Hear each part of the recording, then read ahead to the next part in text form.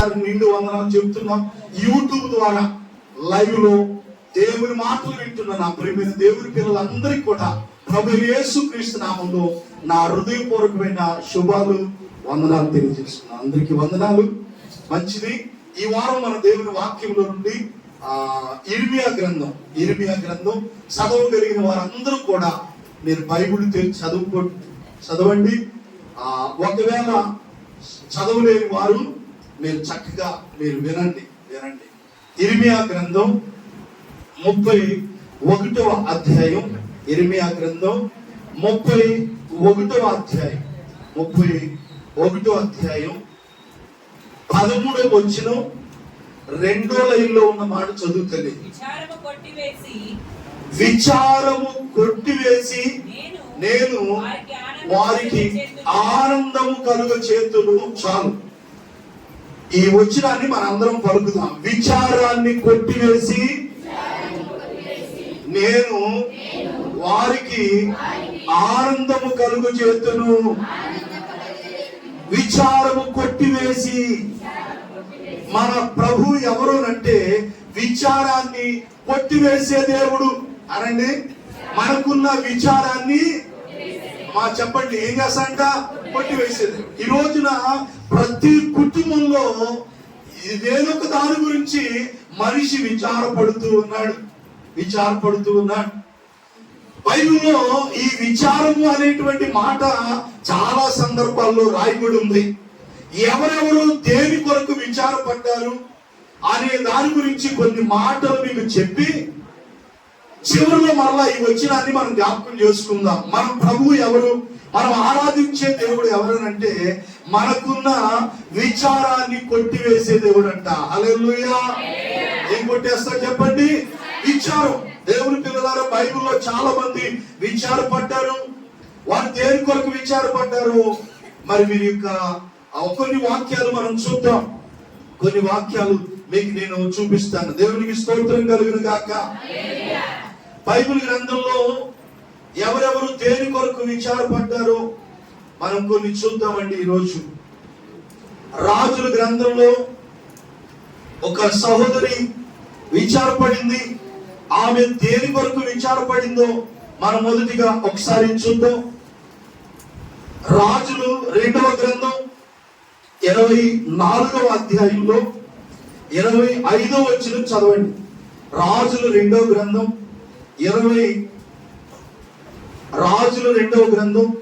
6వ అధ్యాయం 25వ వచనాన్ని చదువుకుందాం.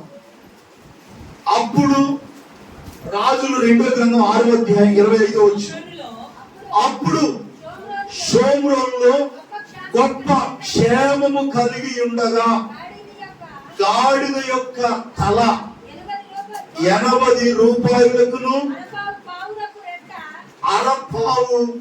పావురపు రెట్ట 5 రూపాయలకు అమ్మబడి ఉండెను. వారు అంతా కఠినముగా ముట్టడి వేసి ఉండిరి. అక్కడ ఆగ్రహ తల్లి ప్రభు స్తోత్రం చెప్పండి గట్టిగా. చూడండి, అప్పుడు షోమ్రోనులో గొప్ప క్షేమము కలిగి ఉండగా కరువు క్షేమము కలిగిందంట. కరువు వచ్చింది. దేవుని పిల్లలారా, షోమ్రోను అనేటువంటి మహానగరంలో ఆ బైబిల్ కాలంలో గొప్ప కరువు కలుగగా గాడిద యొక్క తల 80 రూపాయలు అమ్మారు. అప్పుడు తర్వాత పావురపు రెట్ట 5 రూపాయలకు అమ్మబడ్డాయి. తింటాను. పావురపు రెట్ట 5 రూపాయలకు అమ్మబడిందంట. గాడిద యొక్క తల 80 రూపాయలకు అమ్మబడిందంట.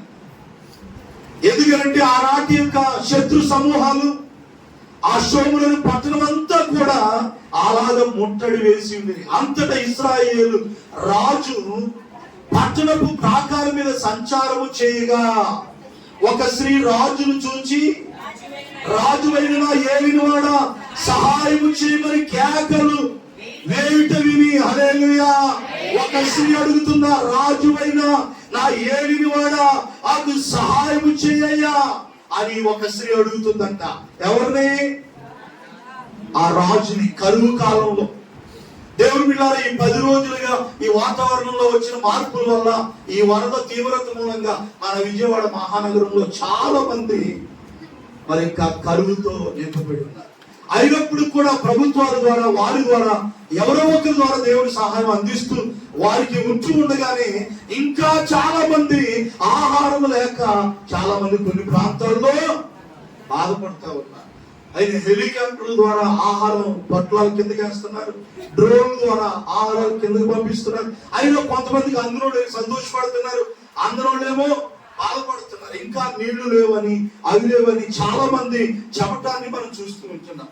బైబిల్ కాలంలో కూడా చాలా సందర్భాల్లో కరువు కాలాలు వచ్చాయి. దేవునికి స్తోత్రం చెప్పండి గట్టిగా.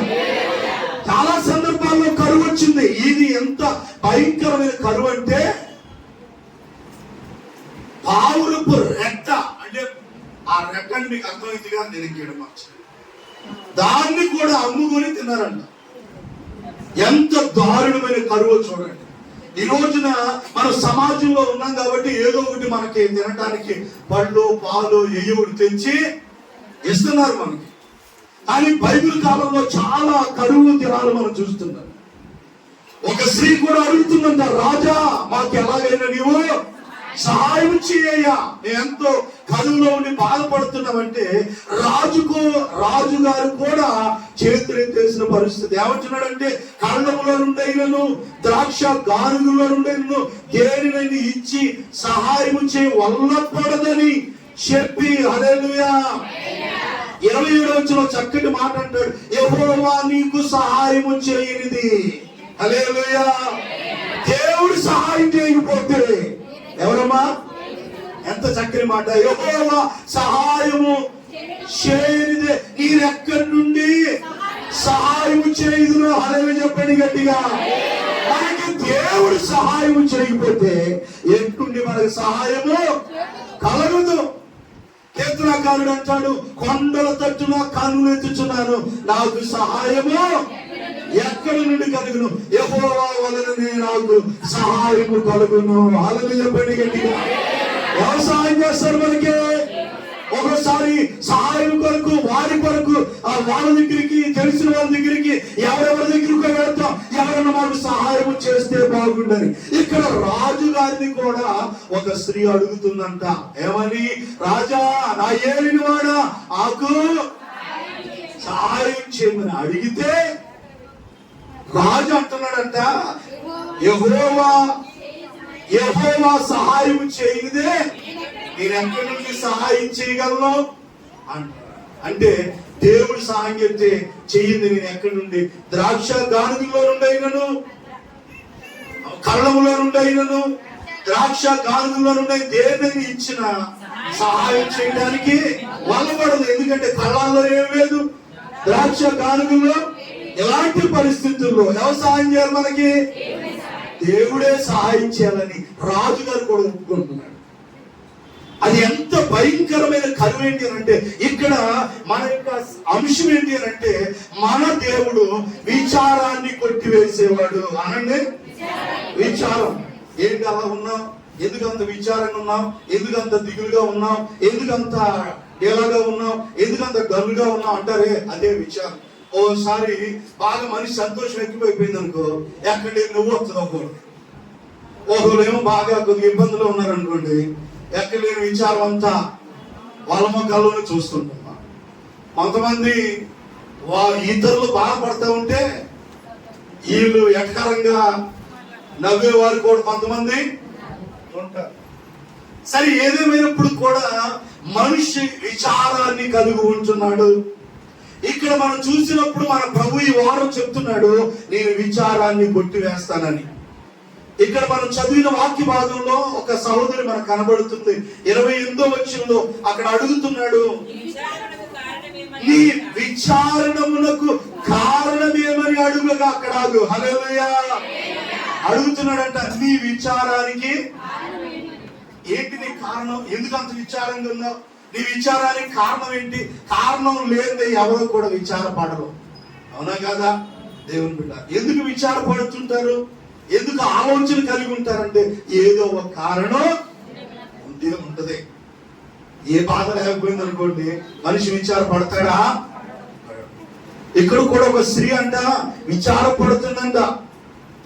నీ విచారణములకు కారణమేమని అడుగగా, అక్కడ ఆ రోజు ఆ యొక్క దినాల్లో ఎంత కరువు అక్కడ వచ్చిందంటే, ఆ స్త్రీ విచారంగా కూర్చొని చాలా బాధపడతా, వ్యాధులు చెందుతా, ఎంతో విచారంగా కూర్చున్నప్పుడు అడుగుతున్నాడు, ఏంటి నీ కారణం, అంత విచారంగా కూర్చున్నావు ఏంటి అని అడిగితే, అది చదువమ్మా, నీ విచారణములకు కారణమేమని అడుగుగా, అది ఈ స్త్రీ నన్ను చూచి నేటి ఆహారానికి నీ బిడ్డనిమ్ము, రేపు మనము నా బిడ్డను భక్షిస్తాము. ఇవాళ నీ బిడ్డను తీసుకురా, మనం వండుకుంటాం, రేపు నా బిడ్డని భక్షిద్దాం, తిందాం. అంటే పిల్లలను కూడా వండుకొని తినే కరువు వచ్చింది ఆ రోజు. నరమాంస భక్షి ఇప్పుడు కూడా మనుషులు తినేవారు ఉన్నారు కొన్ని ప్రాంతాలు. ఎవరిని మీరు చూసారో లేదు, మొన్న వేట మాంసం నిజంగా అది మనం బయట పెట్టి దేవుని పిల్లలారా, కొన్ని ప్రాంతాల్లో అలాంటి కరువు కాలాలు దినాలు మనం అక్కడక్కడ మనం చూస్తున్నాం. దేవుడు అన్ని మనకి సమృద్ధిగా ఇస్తున్నందుకు కూడా మనం దేవునికి కృతజ్ఞతాస్తుతులు చెల్లించాలి. ఒకసారి చెప్పండి హల్లెలూయా. నిజంగా ఈ రోజున సరైనటువంటి నీళ్లు లేక, ఆహారం లేక, నిజంగా ఇంకా చాలా వసతులు లేక చాలా ప్రాంతాల్లో బాధపడుతున్న వారు చాలా మంది ఉన్నారు.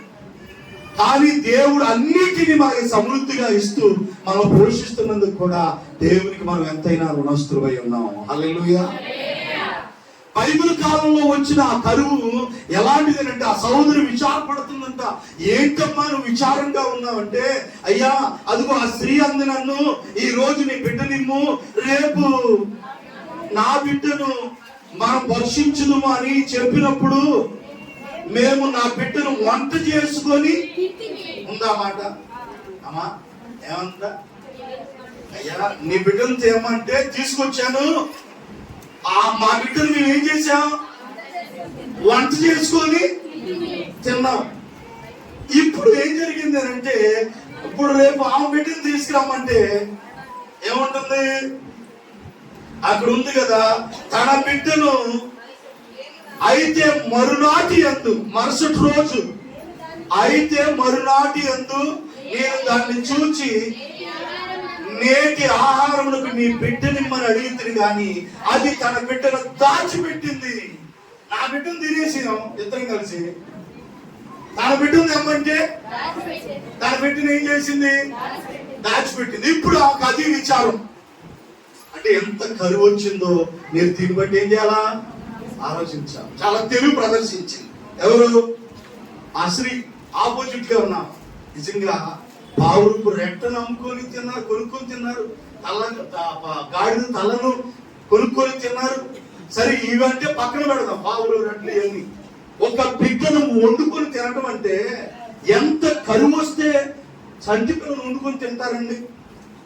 అలా జరుగుతుందంటే వంట చేసుకొని తింటిమని క్లియర్ గా రాశాడు దేవుడు. అవునా దేవుని పిల్లలారా, ఎంత దారుణమైన పరిస్థితులు మనం చూస్తున్నాం.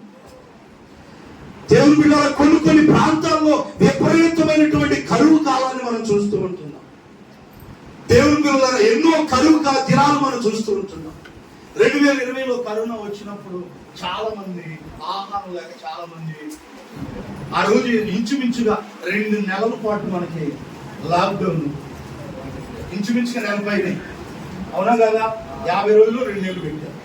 ఆ రోజుల్లో బ్రతుకుదెరువు కోసమని ఇతర రాష్ట్రాలు వెళ్ళిన వాళ్ళు కూడా ప్రయాణం చేసి నడుచుకుంటూ ఆ సొంత ఊరికి బయలుదేరితే ఆ వస్తానే దారి మధ్యలో చనిపోతే ఎక్కడ సమాధి ఉంటే అక్కడ సమాధి చేసి వచ్చే రోజు.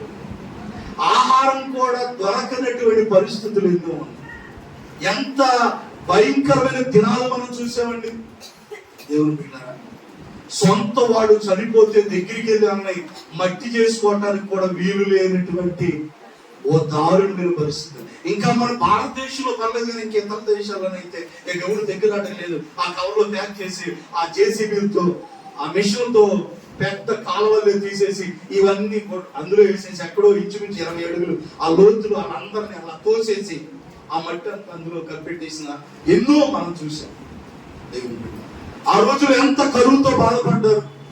దేవుని బిడ్డ ఈ యొక్క స్త్రీ విచారానికి కారణం ఏంటయ్యా అంటే, నా బిడ్డను వండుకొని తిన్నామయ్యా, దాని బిడ్డను తీసుకురామంటే అది దాచిపెట్టేసింది అని చెప్పేసి ఇప్పుడు ఆ బిడ్డ ఆ సహోదరు ఏం చేస్తుందంటే విచారపడుతుంది. అయ్యో నేను కూడా కడుపు మార్చుకుని ఉంటే నా బిడ్డ నాకు బ్రతికి ఉండేదే. మేము అనవసరంగా ఆకలిని తట్టుకోలేదు, నా బిడ్డను తినేసాం. అది రేపు తన బిడ్డ తెచ్చుదేమని అనుకున్నారు. ఇప్పుడు తన బిడ్డను ఏం చేసేసింది? దాచిపెట్టింది. కొంతమంది ఇలాంటి తెలివితేటలు కూడా చూపిస్తూ ఉంటారు. కొంతమందికి అధికమైన తెలివితేటలు ఉంటుంటాయి అనమాట గృహాలు. దేవుని బిడ్డ ఏమవుదా రేపు నేను తెస్తానంట, రేపు ఆమె తెచ్చేపాటికి లేవు అంటది, దొరకలేదని ఏదో ఒకటి చెప్తూ ఉంటారు అనమాట. కాబట్టి ఇక్కడ ఒక స్త్రీ విచారాన్ని మనం చూస్తున్నాం. ఆ విచారం ఏంటంటే బిడ్డను కోల్పోయిన విచారం. చెప్పండి, తన బిడ్డను కోల్పోయినటువంటి విచారాన్ని కలిగి ఉంటుంది. సరే, ఆ బిడ్డను కోల్పోయిన విచారం ఒకటైతే ఇంకొక విచారం ఏంటో చెప్పిన, ఆ బిడ్డను దాటలేదని. ఏంటది? ఆ బిడ్డను దాచిపెట్టుకుంది, నా బిడ్డను నేను చేతులారా చంపేసుకున్నా, తినేశాను, ఆ బిడ్డను ఏమో తెమ్మంటే దాటలేదని దాని కొరకు ఆ విచారపడుతుంది. ఇది ఒక విచారం. దేవుని పిల్లలారా, ఇలాంటి కరువు దినాల్లో ఆనాటి కరువు దినాల్లో మరి ఒక స్త్రీ ఎంతో విచారాన్ని కలిగి ఉంటుండగా మరి నిజంగా ఒక బిడ్డను కోల్పోతే విచారం కాదండి. ఈ రోజు నిందాక సహోదరు చెబుతూ మరి దేవుడు గర్భఫలం ఇచ్చి మరి అబార్షన్ అయిపోయినప్పుడు ఆ బిడ్డ ఎంతో బాధపడింది అని సాక్షి చెప్పింది. మరి నిజంగా పుట్టిన బిడ్డనే వండుకొని తినటం అంటే మరి ఎంత బాధ ఉంటుందో చెప్పండి. చాలా విచారం కదది. దేవునికి స్తోత్రం కలుగును గాక. ఈ స్త్రీకి బిడ్డను కోల్పోయిన విచారం, తర్వాత ఆ బిడ్డని తన బిడ్డని ఆ ఎదురు మరొక స్త్రీ తన బిడ్డను తీసుకురావట్లేదనే విచారం. అయితే దేవుడు మరి ఎలీషా కాలంలో మరి యొక్క కరువుని మరలా దేవుడు తీర్చినట్టుగా ఆ తర్వాత మనం చూస్తూ ఉంటాం. దేవునికి స్తోత్రం చెప్పండి గట్టిగా. హల్లెలూయా. మరి ఇంత కరువు ఆ రోజులో వచ్చిందా అని ఒకసారి మనం ఆలోచన చేసుకోవాలి. ఈ రోజున దేవుడు అన్ని మనకి సమృద్ధిగా ఇస్తున్నాడు. మన దేవుని ఎంత స్తుతించాలి ఒకసారి చెప్పండి. హల్లెలూయా. కాబట్టి ఆ స్త్రీని ఆ బిడ్డను కోల్పోయిన విచారంలో ఉంటూ ఉంది. ఒకవేళ అలాంటి విచారంలో అలాంటి కరువులో ఉంటే అలాంటి విచారాన్ని కూడా దేవుడు కొట్టివేయును గాక. ఆమె దేవునికి స్తోత్రం కలుగును గాక. ఇంకా ఎలాంటి విచారాలు ఎక్కడెక్కడ విచారాన్ని కలిగి ఉన్నారో నేను ఇంకొక 2-3 మాటలు చెప్తాను. నేను సామెతల గ్రంథం చూడండి. మొదటిగా ఎలీషా కాలంలో ఆ స్త్రీ తన బిడ్డను వండుకొని తినటం మూలంగా ఆ బిడ్డను గురించిన విచారం ఆమెలో ఎంతో బాధ ఆమెలో మనం చూసాం. ఇంకా మనం చూసినప్పుడు ఇంకా కొందరు జీవితాల్లో ఎలాంటి విచారాన్ని ఎక్కడ కలిగి ఉన్నారు. సామెతల గ్రంథం 12వ అధ్యాయం 25వ వచనాన్ని మనం చదివినప్పుడు అక్కడ కూడా రాయబడిన ఒక మాట. సామెతల గ్రంథం 12:25లో ఒకని హృదయములోని విచారము వారిని ఏం చేస్తా చెప్పండి, కృంగ చేయును, దయగల మాట దాన్ని సంతోష పెట్టిను. హల్లెలూయా. మొదటిగా ఒక స్త్రీ తన బిడ్డను కోల్పోయినప్పుడు ఆమె విచారపడింది.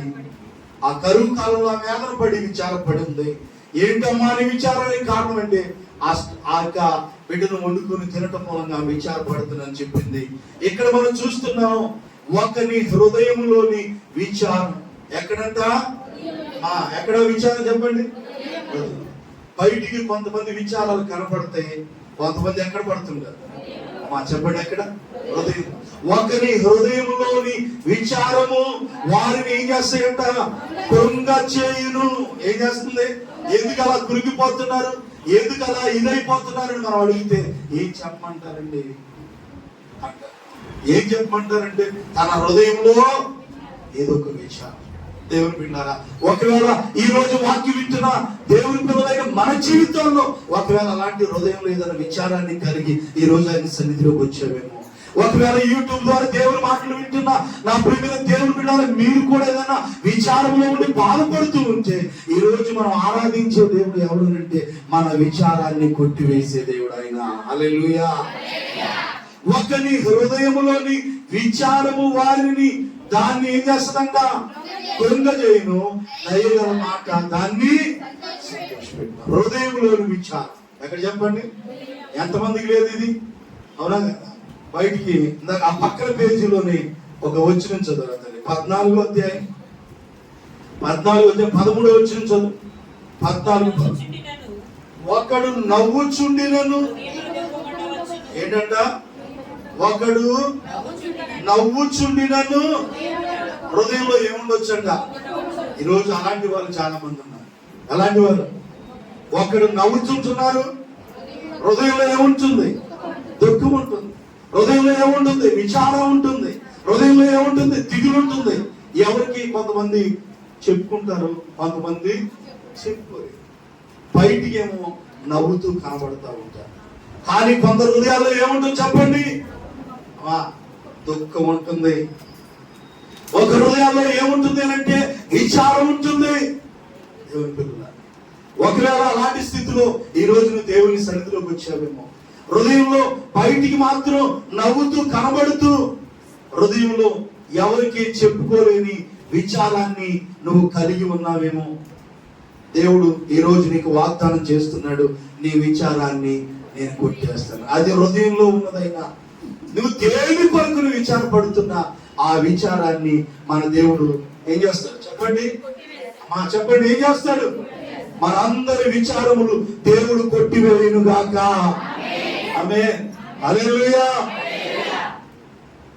ఆ హృదయంలో ఉన్న విచారం ఏం చేస్తాడంట?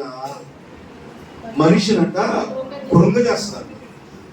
బాగున్న మనిషి కూడా ఏం చేస్తున్నాడు చెప్పండి? కృంగిపోతున్నాడు. ఎందుకని? లోపలే బాధపడి కృంగిపోయి ఎవరికి చెప్పుకోలేక అప్పుడప్పుడు పెద్ద ఆయన ఏడుస్తాడు. ఆ పెద్ద ఆయన ఏం తక్కువైందని దేవుడు ఏదో కొద్దిగా ఇచ్చాడు, కానీ అవునా ఆయన నిన్నే నా దగ్గరికి వచ్చి ప్రార్థన చేయించుకునేటప్పుడు ఏడుస్తావు. ఎందుకంటే ఆయన మనసులో ఓ బాధ, ఏదో దుఃఖం. మరి కొంతమంది ఒక్కోసారి వచ్చి ఏడుస్తారు, నా దగ్గర ప్రార్థన చేయించుకుంటారు. కారణం ఏంటంటే వారి హృదయంలో ఉన్న దుఃఖం అలాంటి. ఇప్పుడు ఆయన పెద్ద ఆయన ఎవరికైనా చెప్పుకోగలడా? ఎందుకనంటే కొందరు హృదయాల్లో ఏముంటుంది? దుఃఖం ఉండొచ్చు. దేవుని బిడ్డ వారికి బయటికి కనబడుతున్న ముఖంలో దుఃఖం ఉండొచ్చు. తల్లి ఇంకొక వచ్చిన చోట 15వ అధ్యాయం, సామెతల 15వ అధ్యాయం ఇంకొక వచ్చినాన్ని మనం చూద్దాం. 13వ వచనం, సంతోష హృదయము ముఖములకు ఖ్యాతనిచ్చును. గట్టిగా దేవునికి స్తోత్రం చెప్పండి, గట్టిగా. హల్లెలూయా. సంతోష హృదయం. ఇందాకేమో హృదయంలో విచారం, ఇక్కడ ఏంటిది? సంతోషమైన హృదయం అంట ముఖానికి ఏమిస్తుందంట? తేటకుంటుందంట. మనసులో సంతోషం ఉందనుకోండి, హృదయంలో సంతోషం ఉందనుకోండి, ముఖం కూడా ఎలా ఉంటుంది? తేటగా ఉంటుంది. లేదు హృదయంలో దుఃఖం ఉందనుకోండి, ముఖం అంతా విచారపడతా బాధ కలిగి ఉన్నట్టుగా ఉంటారు. కింద ఏముందనంటే మనో దుఃఖము వలన ఆత్మ నలిగిపోవును. మనో దుఃఖం అదే లోపల హృదయంలో ఏ దుఃఖం ఉంటుంది? మనో దుఃఖం. పిల్లల గురించి, భర్త కొరకు, అప్పుల కొరకు, ఆర్థిక ఇబ్బందుల కొరకు, సమస్యల కొరకు, ఇబ్బందుల కొరకు మనిషి ఏం చేస్తున్నాడు? ఈ రోజున విచారపడతా ఉన్నాడు. ఏం చేస్తున్నాడు? దిగులు పడతా ఉన్నాడు. నా హృదయంలో ఈ విచారాన్ని ఎవరు చూస్తారు?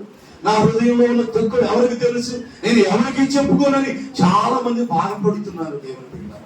దేవుడు ఈ వారం ప్రేరేపించి చెప్పమన్నమాట, వారికున్న విచారాన్ని నేను కొట్టివేస్తాను. హల్లెలూయా.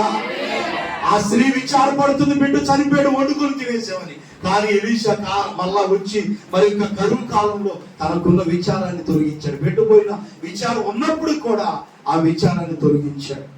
మళ్ళా ఇక్కడ సొలొమోను చెప్తున్నాడు, ఒకరి హృదయంలోని విచారము వారిని కృంగ చేస్తుంది. ఒకడు నవ్వుచుండినను వారి హృదయంలో ఏముంటుంది? దుఃఖం ఉండొచ్చు. సంతోష హృదయం ముఖానికి ఏమిస్తుంది? తేటదనాన్ని ఇస్తుంది. మనోదుఖము వలన ఆత్మ ఏమైపోద్ది? నలిగిపోద్ది. కొంతమంది మనం తింటే ఎంచొద్దు, నేను మనోదుఖము గలదానై. ఏ దుఃఖం అది? అంటే ఎక్కడుంటుంది ఇది? కొంతమంది బయట ఏడుతుంటారు, చూస్తారు, ఇది ఒక ఏడు. కొంతమంది ఏం చేస్తుంటారు? మనోదుఖం అది ఎవరికి కనపడదు, కానీ అది దేవుడు చూస్తాడు. హల్లెలూయా చెప్పండి గట్టిగా.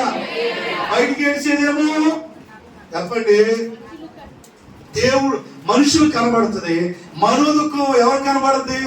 దానికి దేవుడు చూస్తాడు. అయ్యా నీ దాసులను నన్ను పనికి మాలిన దానిగా ఎంచవద్దు, నేను మనోదుఖము గల దానినై నేను వచ్చాను. సమూయేలు మొదలుగా 15వ వచనం చూస్తున్నాం. అన్న అది కాదు నా ఏలినవాడా, ఎంతవరకు నువ్వు మత్తురాలువై ఉండువు, నీవు ద్రాక్షరసము నీ యొద్ద నుండి తీసివేయమని చెప్పగా, అన్న అది కాదు నా ఏలినవాడా, నేను మనోదుఖము గల దానినై ఉన్నాను. ఏ దుఃఖమో చెప్పండి అమ్మా, ఏ దుఃఖం అది? మనోదుఖం. చాలా మంది కుటుంబాల్లో, చాలా మంది వ్యక్తిగత జీవితాల్లో ఈ రోజున విచారాన్ని కలిగి మనోదుఖము కలిగిన వారిగా ఉండటాన్ని మనం చూస్తున్నాం. ఎవరికి చెప్పుకోలేని మనోదుఖము. ఒకవేళ అలాంటి దుఃఖములు నువ్వు ఉండొచ్చు. ఈ రోజు మన దేవుడు మన విచారాన్ని, మన దుఃఖాన్ని ఆయన కొట్టివేయును గాక. ఆమేన్, హల్లెలూయా. చూడండి, నేను మనోదుఖము గలదానినై ఉన్నాను, నేను ద్రాక్షరసమునైనను మద్యమునైనను, నేను ద్రాక్షరసాన్ని గాని మద్యపానమునైనను నేను పానము చేయలేదు గాని నా ఆత్మను యెహోవా సన్నిధిని కుమ్మరించుకొనుచున్నాను. హల్లెలూయా గట్టిగా చేతులు చెప్పండి, హల్లెలూయా. నేను మనోదుఖము గలదానినై నా ఆత్మను దేవుని సన్నిధిలో. నీలో దుఃఖం ఉంది, నీ ఇంట్లో నువ్వు ఎక్కడికి వచ్చి కుమ్మరించుకోవాలా? దేవుని సన్నిధిలోకి వచ్చి మనోదుఖము గలదానివై నీ పిల్లల కోసం, నీ భర్త కొరకు, నీ కుటుంబ సమస్యల కొరకు నువ్వు దేవుని సన్నిధిలోకి వచ్చి ఏం చేయాలి? హృదయాన్ని కుమ్మరించుకోవాలి. నువ్వేమో కుమ్మరించుకోవడానికి ప్రార్థన చేయడానికి రావే. ఇక్కడ ప్రార్థన జరుగుతుంటే అటు ఇటు నీవేమో డ్రామాలు, నాటకాలు, పోటకాలు. అమ్మ రాలేదంటే కాళ్ళు ఉంగిపోయి అట్టయింది. నువ్వేం చేయాలి? ఏదైనా సమస్య వచ్చినప్పుడు అన్న ఆ తిడుతుంది. ఇప్పుడు ఎవరికి చెప్పినా, భర్తకి చెప్తేనే ఏడో మాకు ఇస్తానా, నేనున్నానుగా 10 మంది కొడుకులు కంటే, నీకేం తెలుసు నా బాధ, నువ్వు ఉన్నప్పుడేమో ఒక రకంగా ఉంటుంది, ఇది నువ్వు వెళ్ళిపోయినాక మొదలు పెడుతుంది. నువ్వు వెళ్ళిపోయినాక మొదలు పెడుతుంది, నానా రకాలుగా తిడుతుంది. ఏదో పై మాటగా 10 మంది కుమారుల కంటే నేను ఎక్కువైన వాడిని కాదా అన్నా, కాముగా ఉండమంటే ఏం చేస్తాం? ఆయన ఉపశమనం కలిగించడానికి ఆ మాట అంటున్నాడు. అయినా దుఃఖం అలాగే ఉంటుంది. ఈ భర్త నుంచి బాగానే ఉంటుంది. దాంట్లో వైది చౌతి వెళ్ళిపోయినాక చూడుకోడు మాట్లాడుతుందంట. కొంతమంది ఎవరైనా ఉన్నప్పుడు బాగానే ఉంటారా, వాళ్ళు వెళ్ళిపోయినాక మొదలు పెడతారు దరిద్రం. దేవుని స్తోత్రం ఎప్పటికీ గట్టిగా. ఏమంటుందంట, నువ్వు వెళ్ళిపోయా, నువ్వు 10 మంది కుమారుల కంటే ఎక్కువైతే అయి ఉండొచ్చు, కానీ నన్ను రోజు అక్కడ ఉంటుంది, నన్ను రోజు విసిగెత్తుందంట. ఒక్కొక్కే ఏం చేస్తుంటారు? రోజు విసిగెత్తారు. మారలేకి ఎప్పుడైనా విసిగితే పర్లా, రోజు విసిగెత్తారు. సంసోను కూడా అంటూ రోజు నీ బలం ఎక్కడుందో చెప్పు, నీ బలం ఎక్కడుందో చెప్పు అంటే ఒకసారి అబద్ధం ఆడు, ఇంకోసారి అబద్ధం ఆడు. ఇసిగించిందంట. ఆయన్ని ఏం చేసింది? ఇక ఆగలేక ఇద్దరు ఈ కబడి పని చూపిస్తుంది. అప్పుడు నన్ను ఏం చేయాలి? నా తల వెంట్రుకలు సవరపు పెడితే నా బలమంతా పోతుంది. ఇసిగి అంటే ఆమె ఏం చేసిందంటే ఇసిగింది. ఇళ్లలో ఇసిగిస్తుంటారు కొంతమంది. ఆ వంట ఇసిగించిందంట. ఒక మాట అంది, అసలు అష్టజాతిరాలు నువ్వే, అసలు నష్టజాతిరాలువి. వాడి పాపం, వాడి దురదృష్టం వచ్చి తన భర్తను కోల్పోయింది. ఆ బిడ్డ అనుకున్న పని మీద అనుకుంది, దేవుడు మనం తీసుకుంది. వాళ్ళు ఎదురు తప్పుకోవడం ఎందుకది? ఇప్పుడు ఈమె అలాగే ఆమెను బాధ పెడుతుందంట. ఎవరిని? అన్నాని. ఇప్పుడు ఆమె ఏం చేస్తుందంటే తన మనో దుఃఖాన్ని మందులలోకి వచ్చి బాధపడి కన్నీళ్ళుగా చెప్పుకుంటుంది. మన దుఃఖాన్ని సంతోషంగా మార్చబడి మన మనో దుఃఖం, మన విచారం తొలగిపోవాలంటే మనం ఎక్కడికి రావాలా? దేవుని మందిరానికి వచ్చి మనం ప్రార్థన చేస్తే ఆ అవమానాలు, ఆ విచారాలన్నీ దేవుడు ఏం చేస్తాడు? కొట్టేస్తాడు. దేవుని బిడ్డ కొంతమంది అలాగే వాళ్ళలాగా వీళ్ళలాగా వాళ్ళకి ఎందుకు అలాగా? దేవుడి చిత్తం అది. మనం అలాగ అనవద్దు. ఎవరిని అలాగే ఇలాగని ఎవరిని కూడా మనం అనకూడదు. వాళ్ళు బాధపడతారు. తెలుసుకోండి. దేవుని స్తోత్రం కలుగును గాక. అలాగే ఇలాగని మనం దూషించాము, వాడి మనసులో ఏం పెట్టుకుంటారంటే బాధపడు. ఇప్పుడు అన్నయ్య అదే బాధపడింది. పిల్లలు పుడతారు కానీ ఏం పోరు పడగా వాళ్ళు ముందు. ఎవరు పోరు? ఆ పెళ్ళిన ఆమె బాధపడుతుంది పాపం. దేవుని పిల్లలు ఎవరిని బాధ పెట్టొద్దమ్మా. హల్లెలూయా. దేవుని స్తోత్రం చెప్పుకో. ఎవరిని ఎదురొచ్చినా పర్వాలేదు, నీకేం కాదులే. ఏం కాదు. ఏం చేస్తాం మనం? వాళ్ళు కావాలని ఎదురొచ్చారా? వాళ్ళు వాళ్ళ పని మీద వెళ్తా ఉంటారు. ఏదో ఒకటి ఎదురొస్తా ఉంటారు. ఓ పెద్ద ఎక్కడికో బయలుదేరుతుంది అలాగేమా. మా అయితే క్యాన్సర్లో కన్నా తెంపిల్లు ఎక్కడికో బయలుదేరుతారు. ఓ పెద్ద ఎక్కడికో బయలుదేరుతుంది అలాగా. పెద్ద బిజినెస్ ఏదో స్టార్ట్ చేసింది అలాగా. ఆయా ఏదో శంకుస్థాపన ఏమో చేతుల మీద ఏదో రిబ్బన్ కట్ చేసింది అలాగా. వచ్చేది వెనక్కిపోయి నీళ్ళు పోసుకుని మళ్ళీ దేవునికి స్తోత్రం చెప్పండి గట్టిగా. అలాంటి అన్ని మానేతురు కాక ఎవరు ఎదురొచ్చినా చూసుకొని ఏం చేయాలి? వెళ్ళిపోవాలి, ముందుకు సాగాలి. దేవునికి స్తోత్రం చెప్పండి గట్టిగా. అన్ని మంచి సిగ్నలని అన్ని మంచి వచ్చింది కాబట్టి దేవుడు బిడ్డలారా అన్ని శుభ సూచకాలే అనుకోవాలి మనం ప్రార్థన పూర్వకంగా. ప్రభుకు స్తోత్రం కలుగును గాక. ఇప్పుడు అన్న ఏం కలిగి ఉంది? హృదయంలో మనోదుఖము కలదా. దేవుని సన్నిధిలో నా హృదయాన్ని కొమ్మరించుకుంటున్నానంటే సేవకుడు అమ్మా దయచేసి ఏమనుకోవద్దు, నేను నిన్ను అపార్థం చేసుకున్నానమ్మా. నీ మాట ఇస్తున్నాను నీకు. ఇశ్రాయేలీయుల దేవునితో నీవు చేసుకొనిన మనవి దేవుడు నీకు దయచేయును గాక. హల్లెలూయా పని గట్టిగా. ఆ రోజు నుండి సేవకుడు చెప్పిన మాట విని ఇంటికి వెళ్ళి దుఃఖముఖిగా ఉండుట ఏం చేసిందంట? మానేసింది. ఆ రోజు నుండి ఆహారం తింది. సేవకుడు నోటుకుండా వచ్చింది. ఆ మాట దేవుడు ఏం చేశాడు? నెరవేర్చాడు. అయ్యా నాకు కుమారుడు నీవు చాలా, వెళ్ళిపో, నీ కుమారుని ఇస్తాడు దేవుడు. ఇస్రాయేలు దేవుడు నీవు అడిగింది దేవుడు నీకు ఇస్తాడు, వెళ్ళిపోమంటే దేవుడు చక్కని బిడ్డను బహుమానంగా ఇచ్చాడు. ఆ తర్వాత ఇంకొక 5 పుట్టారంట. మొత్తం ఎంతమంది అయ్యారు? ఆ పెళ్లి నాకు ఎంతమంది నాకు తెలియదు కానీ ఏమో 6 మంది అయ్యారు. దేవుడు ఆశీర్వించాడు లేదా? బిడ్డలే పుట్టరని ఆమె పత్తగా జరుగుతుంది. ఎప్పుడు ఏమని చూసి ఆమె ఎద్దు నోరు కొట్టుకొని ఆమె అవమానపడుతుంది. నా దేవుని బిడ్డారా, ఎవరైతే నిన్ను చూసి హేళన చేసి అవమానపరుస్తున్నారో వాళ్ళ ముందే నిన్ను దేవుడు ఏం చేస్తాడు తెలుసా? తల ఎత్తుకునేటట్టుగా నిన్ను కనపరుస్తాడు. దేవునికి స్తోత్రం కలిగిన గాక. అన్నకు 6 పుట్టేసరికి ఆమె నోటప్పుడు మాట్లేదు. నేను పుట్టరు అనుకుని తిట్టాను. దేవుడు ఆమెకి ఎక్కడికి వచ్చింది? తన మనో దుఃఖం పోగొట్టుకోవడానికి మందిరానికి వచ్చి ప్రార్థన చేస్తుంది. సహోదరుడా, సహోదరి, నాకు ఆ సమస్య వస్తుందయ్యా, నా బిడ్డలు ఎలా ఉన్నారయ్యా, నా కుటుంబంలో నా భర్త ఎలాగయ్యా, నా పరిస్థితి ఎలాగని చెప్తున్నా. మంచిదే, సేవకుడితో చెప్పడం మంచిదే, వేరే సంఘ బిడ్డలను ప్రార్థన సహాయం అడగటం మంచిదే. కానీ నువ్వు కూడా ఏం చేయాలా? మందిరంలోకి వచ్చి మనో దుఃఖం గలదాన్ని కొండ మీద పెసన్న ఆంటీ ఉండేది. ఆంటీ అక్కడ ఏం చేసేదంటే గోడ కొట్టుకొని మోకరించి ఏం చేసుకునేది? ప్రార్థన చేసుకునేది. అక్కడికి వచ్చి ప్రార్థన చేసుకునేది. నువ్వేం చేయాలా? నీకేదైనా సమస్య వచ్చినప్పుడు మందిరానికి వచ్చి ఏం చేయాలా? నీకేమో రోడ్డు మీద సెకాలి, ఎక్కడ గుళ్ళో ప్రార్థన చేస్తుంటే నువ్వు రోడ్డు మీద సెకాలు చేస్తుంటావు. లేదంటే ఇంటిగా టీవీ పెట్టుకొని రిమోట్ పెట్టుకొని అవి పెట్టుకొని మొహానికి పెట్టుకొని ఎందుకు రాలేదమ్మంటే ఏయో దొంగ మాటలు చెప్తుంటావు. సేవకుడితో దొంగ మాటలు చెప్పిన అందరూ ఇదైతే చెప్పకూడదు. సేవకుడితో దొంగ మాటలు ఎందుకు చెప్పాలా? ఉన్న కారణం చెప్పు.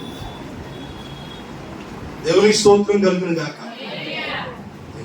అవి పెట్టుకుని అయ్యి చూద్దాం పని పడ్డాక కళ్ళని పోగొట్టుకొని దేవుని బిడ్డ జాగ్రత్త. నీ మనోదుఖం, నీ శోధనలో నీకు ఎందుకు ఇలా వస్తున్నాయి అంటే నువ్వు సరిగ్గా దేవుని సన్నిధిలో ప్రార్థన చేసుకోక. దేవునికి స్తోత్రం కలుగును గాక.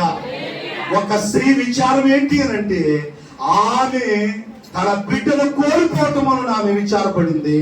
రెండోదిగా ఒక సొలొమోను చెప్తున్నాడు, ఒకరి హృదయంలో విచారము ఆమె కృంగ చేస్తుంది. ఇప్పుడు అన్న జీవితంలో ఉన్న హృదయము అల్లో ఉన్న విచారం ఆమెను కృంగ చేసింది. దేవుని సముఖంలోకి వెళ్ళి కన్నీరుగా ప్రార్థన చేసింది. దేవుడు ఆమె మనోదుఖాన్ని విచారాన్ని కొట్టివేశాడు. హల్లెలూయా.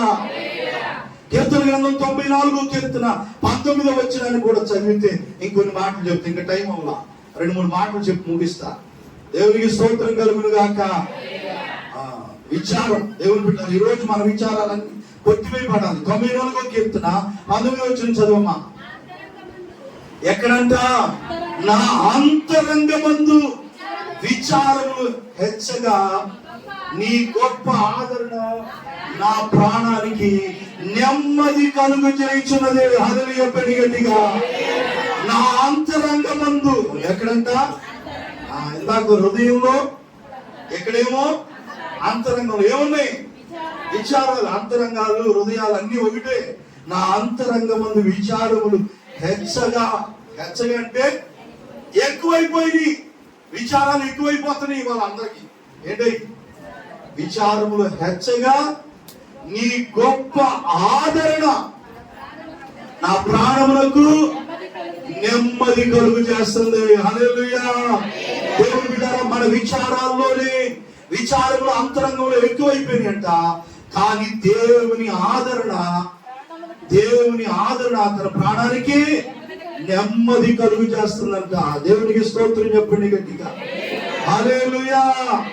ఇంకా మనం చూద్దాం, ఇంకా ఎలాంటి విచారాన్ని కలిగి ఉన్నారు. ఆ విచారాల చేత వారు ఎలాంటి పరిస్థితులు వాళ్ళకి ఏర్పడ్డాయంటే 6వ కీర్తన 7వ వచనం చదువు తల్లి. 6వ కీర్తన 7వ వచనం.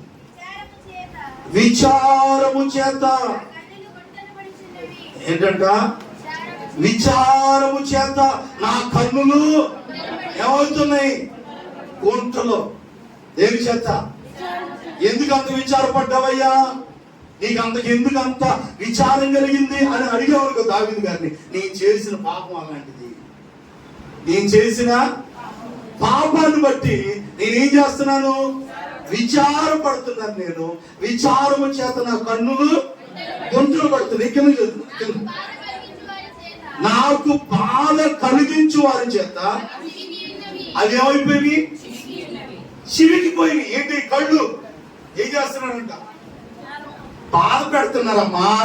అక్కడ మాట చూసి చెప్పండి సార్. నాకు బాధ కలిగించు వారి చేత. 2వ వచనం చదువు. యెహోవా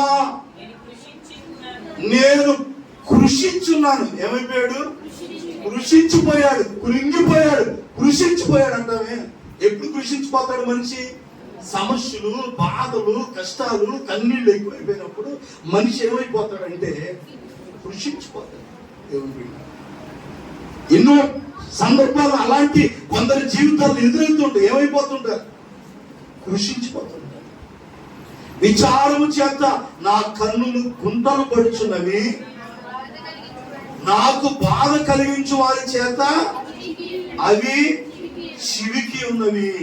6వ వచనంలో నేను మూలుగుచు ఆలసిపోయాను. దేవునికి స్తోత్రం చెప్పండి గట్టిగా.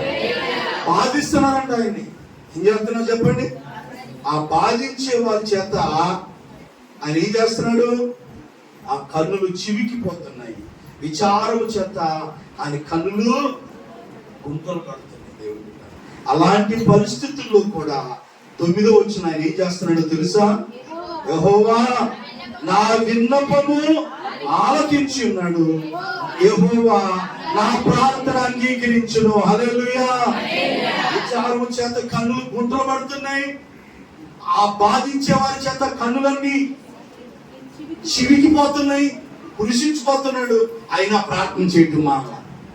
హల్లెలూయా. నువ్వు కూడా ఏం చేయాలా? ఈ కన్నులు గుంటలు పడినా, కళ్ళు లోపలికి వెళ్ళిపోయినా, కళ్ళన్నీ పీక్కుపోయినా నువ్వేం చేయాలా? ప్రార్థన చేసుకోవడమే ఇక మన పని. ఏం చేయాలా? ఏడ్చి ఏడ్చి కృషించిపోయి కళ్ళన్నీ గుంటలు పడిపోయినట్ట దావీదు రాజుకి. అయినా దేవుడు నా విన్నపమును, యెహోవా నా విన్నపాన్ని ఆలకించి ఉన్నాడు, యెహోవా నా ప్రార్థన అంగీకరించును. హల్లెలూయా. కాబట్టి దేవుని బిడ్డ, ఇవన్నీ కూడా విచారాలు. రాజుల గ్రంథంలో ఆ స్త్రీ విచారం, హృదయంలో విచారం, అంతరంగంలో విచారం చేత కన్నులు గుంటలు పడుతున్నాయి. లూకాసు వార్త 10:41 గతంలో ఆ కోసం మనం ఎన్నోసార్లు చెప్పుకున్నాం. మళ్ళా సందర్భం వచ్చింది కాబట్టి అది కూడా మనం చెప్పుకోవాలి. లూకాసు వార్త 10:41 అందుకు ప్రభు మార్తా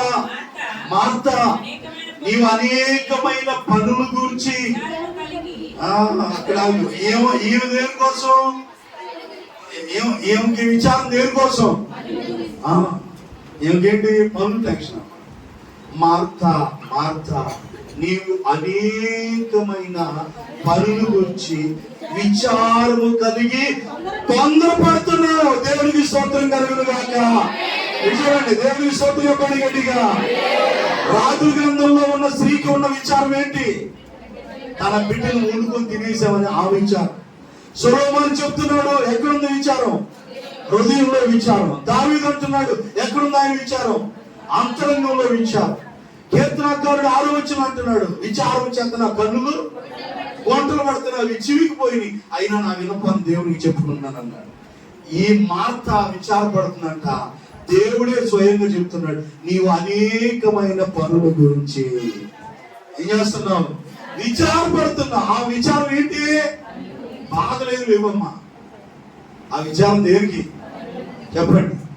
పను అనండి. ఏంటి? పనులు. అందరూ అనండి. అందరికి ఉన్నాయి. ఏంటి? పనులు. అందరికీ పనులే. అక్కడ చెయ్యాలా, ఇక్కడ చెయ్యాలా ఉంటాయి. పనులు లేకుండా ఉండవు. నేనంటాను, ఆ పనులు పక్కన పెట్టి దేవుని సన్నిధికి కింద అన్నాడు. మళ్ళా చదవండి, ఆ వచ్చినాన్ని మళ్ళా చదువురా.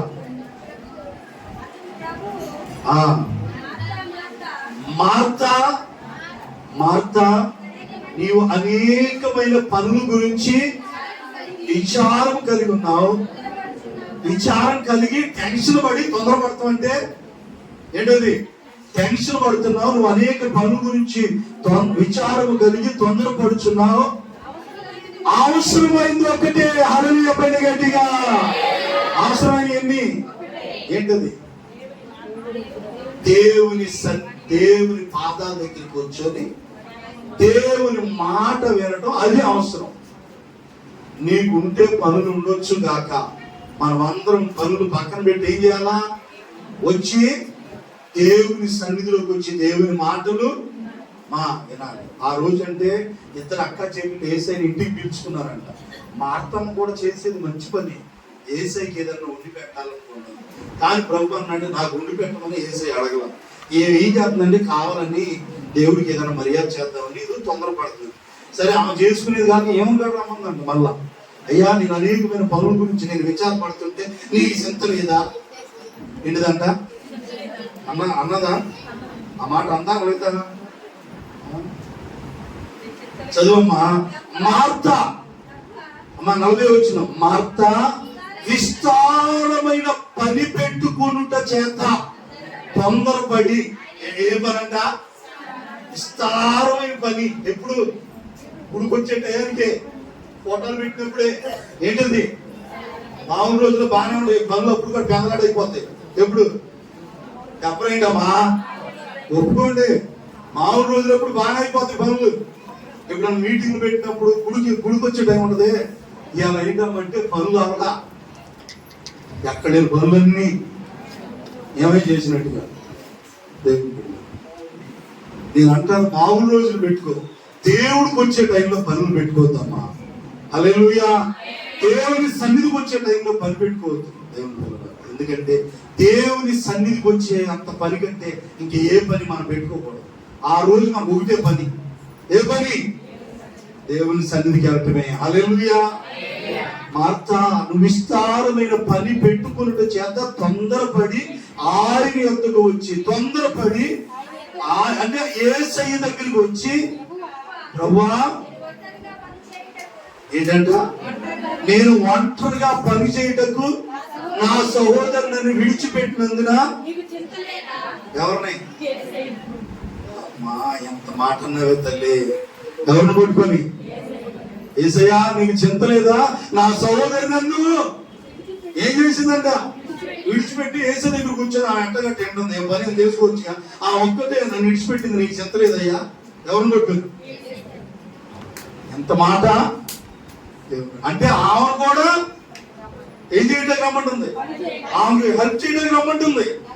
కొంతమంది వాళ్ళు చెడిపోయింది కాక, అక్క ఏం వెళ్తారు నా పని అవలా, ఆమెమో జంట రాకపోతే జంట పావురాది, ఈ పావురు ఆ పావురాన్ని కొన్ని ఇడిపోతున్నాయి. ఆ పావురాలు ఏంటి, ఆ ఎడలు అవి నోరు లేని జీవాలు.